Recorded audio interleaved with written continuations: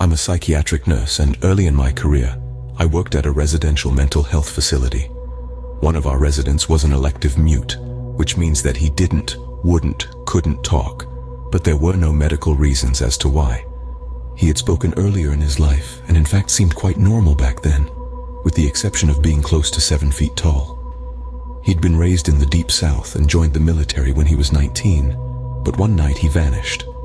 He was declared AWOL, and eventually he was declared missing and dead. 10 years later, a 7-foot-tall man walked into a VA hospital emergency room in my part of the Midwest and said to the receptionist, "My name is Marion Duchene, not the real name, and I've been dead for 10 years. Those were the last words he ever spoke. He was covered with dust, and he was wearing the same clothes he'd been reported to be wearing the night he vanished. His social security number had not been used, and he had no identification on his person. However, they were able to identify him, I guess via fingerprints. The family was notified, but they said they had already grieved their lost man and that whomever was claiming to be him simply could not be.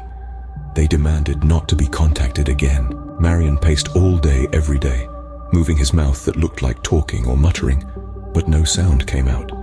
He had an unnerving habit of throwing his head back with his mouth wide open as if he were laughing heartily, but not even a breath could be heard.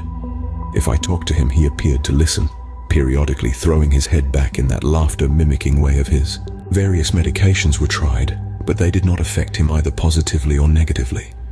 Occupational therapy did nothing because Marion would just grin, and unless told to stay put, he'd get up and start pacing again. On my last day at that job, the last thing I saw was Marion, pacing in the parking lot, throwing his head back to laugh. Later, I wondered if all along I'd been dealing with a ghost. All these years later, I still don't know.